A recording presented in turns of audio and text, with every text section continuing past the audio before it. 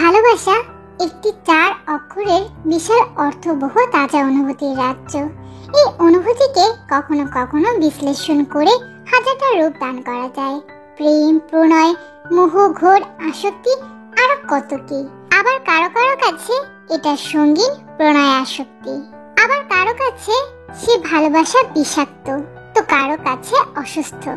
এত এত ভালোবাসার বিশ্লেষণের বাইরেও আর এক ধরনের অনুভূতি রয়েছে। এটা অনেকটা একপাক্ষিক ভালোবাসা।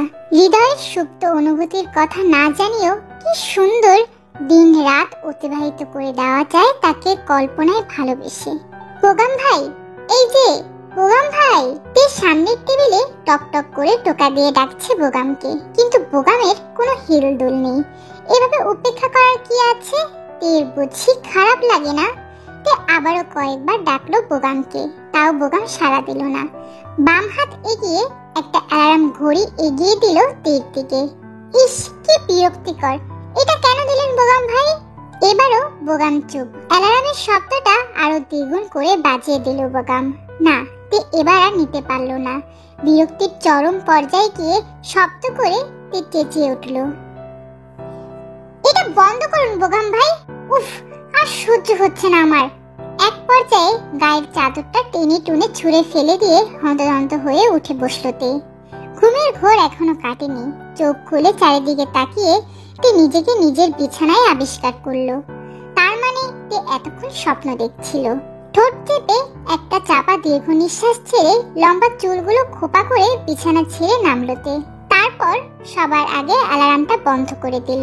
জানালার পর্দা সরিয়ে বসে পড়লো সেই বিরক্তকর কাজ, মেল পাঠাতে। পুরান ঢাকার মস্ত বড় বাড়িটা তেদের। এককালে এই বাড়ির পূর্বপুরুষদের বেশ দাপট থাকলেও আজ তার চিহ্ন মাত্র নেই। সদর দরজার সামনে মার্বেল পাথর দিয়ে গোটা গোটা অক্ষরে লেখা জিকে কুঞ্জ। প্রায় 30 বছর আগে এবারের ছোট কর্তা মানে ছোট ছেলে জন্মের পরেই দাদা সাহেব তার একমাত্র নাতির নামে এবারের নামকরণ করেছিলেন। তবে সেই দাপট আভিজাত্য এখন না থাকলেও রিয়েল এস্টেটের ব্যবসা করে এই পরিবার এগিয়েছে অনেক দূর। আনফরচুনেটলি এই পরিবারে এখন শুধু টাকাই আছে। এই বাড়িতেও এখন আর কেউ থাকে না, শুধুমাত্র তে আর ওর বড় বোন জিমিন ছাড়া। তে, এই তের বাচ্চা, খেতে নাম। আমি কি তোকে এখন পালকি করে নিয়ে আসবো নাকি? হসপিটালে যেতে আমার দেরি হয়ে গেলে কিন্তু তোর খবর আছে তে।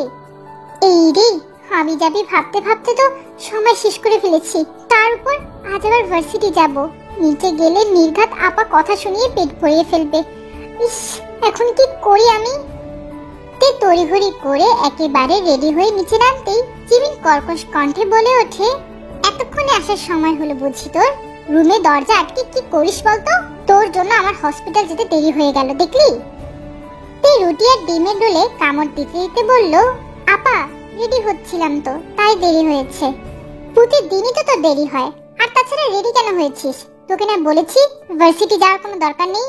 আমি একা হাতে এতদিন আর সামলাতে পারছি না, হাঁপিয়ে উঠেছি আমি। জিমিনের হাজারটা অভিযোগের কথাতেও তে নিশ্চুপ, শুধু ছোট করে প্রশ্ন করে, মা এখন কেমন আছে রে আপা? সেটা নিজে গিয়েই বরং দেখে আয়। আমার দেখতে ভালো লাগে না আপা, বড্ড কষ্ট হয় মাকে এভাবে নিথর হয়ে শুয়ে থাকতে দেখতে। হসপিটালের ডেটল আর হেক্সলের গন্ধে আমার দম বন্ধ হয়ে আসে, আমি নিঃশ্বাস নিতে পারি না। তের কথায় জিমিন নিঃশ্বাস ছাড়ে। মায়ের অসুখের পর থেকেই ওর ডান পিঠে দুরন্ত বোনটা নিজেকে অনেক সামলেছে। যেই মেয়ে সারাদিন হুড়োহুড়ি করতো, যেই মেয়ে বান্ধবীদের সাথেই মেতে থাকতো, সেই মেয়ে আজ ঘর কোণে, প্রয়োজনের বাইরে একটা কথাও বলে না। তেরো বা কি বয়স, সবে তো 19-এ পা দিল। তাই জিমিনও চায় না তের উপর রাখতে, কিন্তু সারাদিন হসপিটাল বাসা বাসা হসপিটাল করতে করতে কখন যে মেজাজটা বিগড়ে যায় তা জিমিন নিজেও বুঝতে পারে না। আপা আমি গেলাম, আমি আগামী 1 সপ্তাহ কোথাও যাব না, রান্না বান্না সব আমি করব, তবুও প্লিজ তুমি রাগ করো না। এই শোন। জিমিনের অজারিত ডাকে পেছনে ঘুরে তাকালো তে। ইমেল ইমেল পাঠিয়েছি তো, কোনো রিপ্লাই এসেছে? আপা তুইও না, গত 1 বছর ধরে একটানা ইমেল পাঠানোর পরও সেখান থেকে একটা রিপ্লাই আসেনি। হুট করে সেখান থেকে রিপ্লাই আসবে বলে তোর মনে হয়? এতটাও বেশি আশা করিস না। কথাগুলো বলেই তে আর অপেক্ষা করলো না, গটগট পায়ে সেখান থেকে বেরিয়ে গেল। তের পুরো নাম কিম তাহাং। এই বছরই ভার্সিটিতে অ্যাডমিশন হয়েছে, কিন্তু নতুন নতুন বড় হয়ে ওঠা ভার্সিটির আনন্দ কিংবা বন্ধু মহল কিছুই তেকে ছুতে পারেনি। কারণ একটাই, তের মায়ের হার্টের অসুখ। গত 1 বছর ধরে হসপিটালে এক বেডে শুয়ে দিন যাপন করছে তের মা কিম জিন। তের বড় আপা কিম জিমিন। এসএসসি পরীক্ষার পর পড়াশোনার ইতি টানতে হয় জিমিনের। এমন না জিমিন তের থেকে অনেক বড়, দুজনেই পিঠাপিঠি বোন। কিন্তু এখন পরিবারের জন্য জিমিন নিজেকে বিসর্জন দিয়েছে। তে তা বুঝতে পারে, তাই তো এখন আর আপার রাগের মাথার কথাগুলো তে খারাপ লাগে না। ভার্সিটির গেটে দাঁড়িয়ে তে এক লম্বা নিঃশ্বাস নেয়। এই একটা জায়গা যেখানে তে শান্তি পায়, কারণ এখানে যে তে সেই স্বস্তিময় মানুষটাকে দেখতে পায় যাকে নিয়ে তে রোজ স্বপ্ন দেখে। কিন্তু তে জানে কোনোভাবেই বোগাম ভাইয়ের সামনে দাঁড়িয়ে তে কোনোদিন কিছু বলতে পারবে না। একই তো বোগাম ভার্সিটির সিনিয়র, তার উপর এই বছরই তার গ্র্যাজুয়েশন শেষ হবে। ভার্সিটি ভর্তির প্রথম দিনই বোগাম থেকে রাস্তা পার করিয়ে দেওয়ার মাধ্যমে এই ভালো লাগা শুরু হয়েছিল তের মনে। প্রায় 1 বছর হয়ে গেল, সেই ভালো লাগা যেন আজও সতেজ। বোগাম ভাই, আপনি কি কোনোদিন এসে আমাকে বলবেন তে আমিও তোমাকে পছন্দ করি? তোর সেই আশায় সেগুড়ে বালিতে রোজ তুই আমার মনের কথা শুনলি কি করে? তুই যেভাবে বলছিস তাতে আশেপাশে রিস্কাওয়ালা মামারা শুনতে পাবে। আফসোস, শুধু বোগাম ভাই শুনে না। কি করে শুনবে? তুই তো তাকে দেখলি চোরের মতো যথা তথা লুকিয়ে পড়িস। তা ঠিক, আচ্ছা চল ভিতরে যাই। দাঁড়াতে, আগে এটা বল, তোর ভাইয়ের কোম্পানি থেকে ইমেল এসেছিল? তুই সাথে সাথে মাথা নাড়িয়ে না জবাব দিল। রোজ চরম বিরক্তি নিয়ে বলল, এ কেমন ভাই তোর? মা কিভাবে দেশে ফেলে রেখে নিজে বিদেশে পড়ে আছে, একটু খোঁজও নেয় না মায়ের। He is not my siblings. তাহলে স্টেপ ব্রাদার? মানে আঙ্কেলের দ্বিতীয় স্ত্রীর ছেলে, তাই তো? না, তেমন কিছুই না। তাহলে কেমন ভাই ও তোর? এই তোরা এখানে? আমি কতক্ষণ ধরে তোদের খুঁজতেছি জানিস? কি ব্যাপার জেনি, তুই এভাবে দৌড়ে আসলি কেন? আরে খবর জানিস কিছু? বোগাম ভাইয়া নাকি বিদেশে চলে যাচ্ছেন, তার স্কলারশিপ হয়েছে, তাও ইউএসএ তে। এই খবর পেয়েই তো আমি দৌড়ে ছুটে এলাম তোদের কাছে। বোগামের যার কথা শুনেও কেন জানি এতটুকু অস্থির হয়নি, যেন মনে হচ্ছে এটাতে জানতো। কারণ বোগাম যে অত্যন্ত মেধাবী ছাত্র এটা তো হবারই ছিল। বাড়িতে ঢুকতেই তের মুখোমুখি হলো তের মামা কাই আর তের মামি লিসার। ছোট থেকেই ওরা এই বাড়িতে আসতো। তে জিমিনকেও বড্ড ভালোবাসতো, কিন্তু জিন অসুস্থ হবার পরে তে আর জিমিন তার মামা মামির ভালোবাসার পেছনে সেই বিকৃত রূপটা দেখতে পায়। লিসা কাই এখন তাদের একমাত্র গুন্ডা নষ্ট ছেলে সুকাইয়ের সাথে জিমিনের বিয়ে দিতে চায়। এই জন্য এখনো এই বাড়িতে আসে তারা। ওইদিকে বোনটা যে হাসপাতালে পড়ে আছে তাকে একটু দেখতেও তারা যায়নি এই 1 বছরে।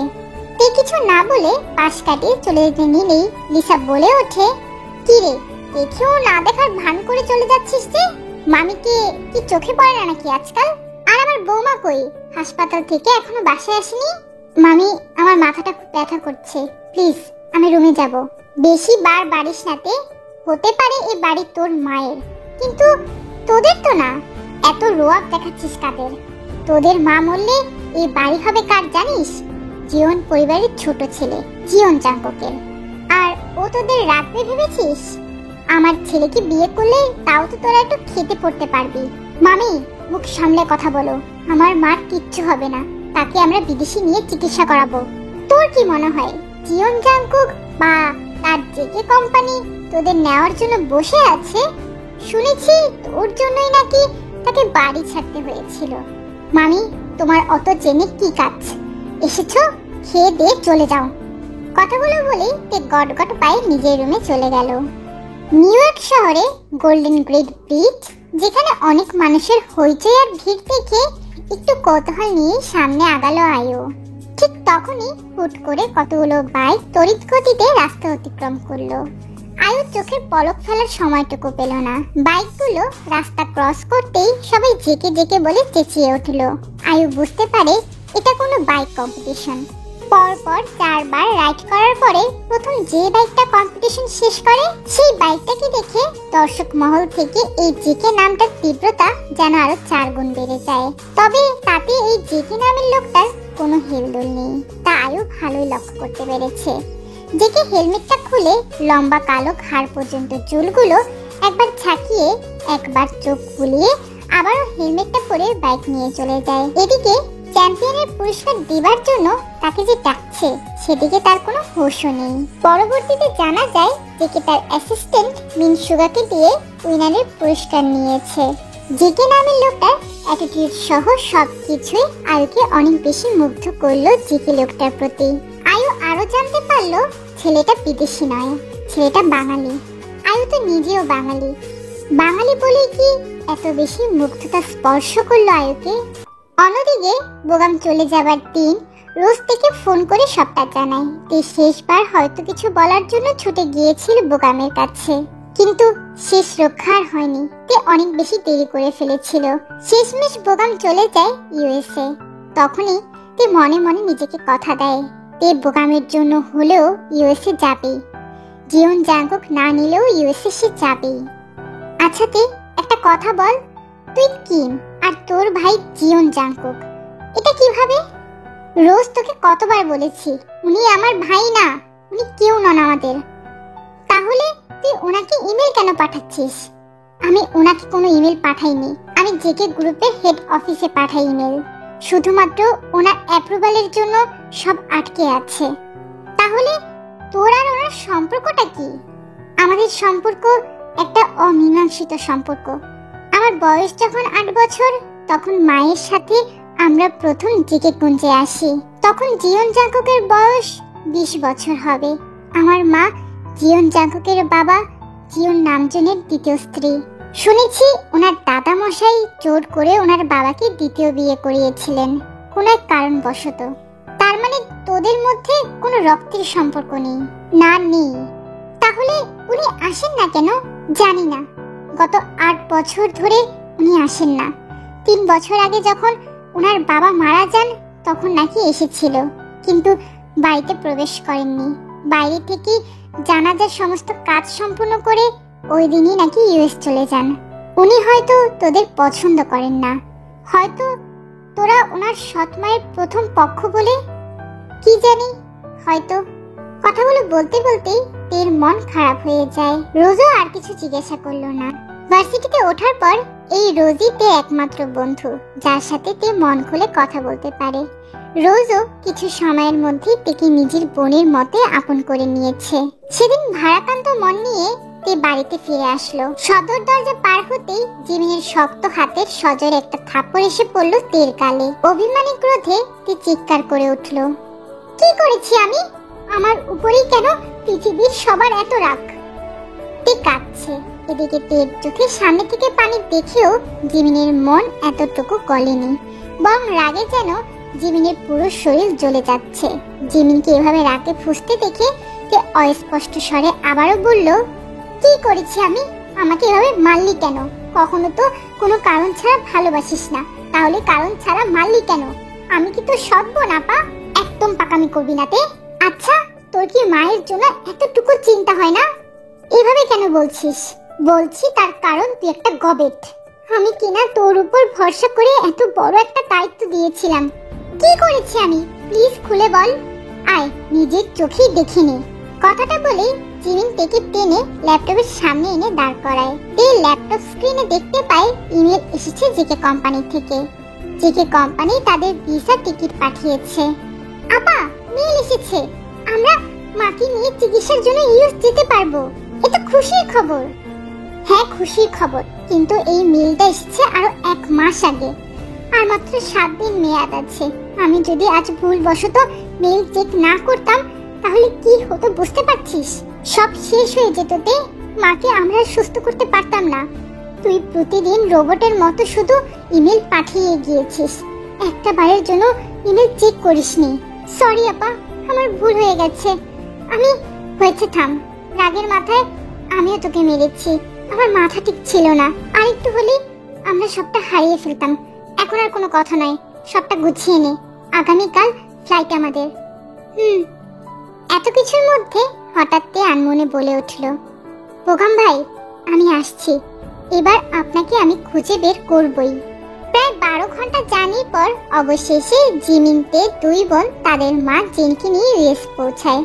জিনকে অলরেডি হসপিটাল নিয়ে যাওয়া হয়েছে, আর ওদের দুই বোনকে কোম্পানি থেকে গাড়ি পাঠিয়ে নিয়ে যাওয়া হয়েছে।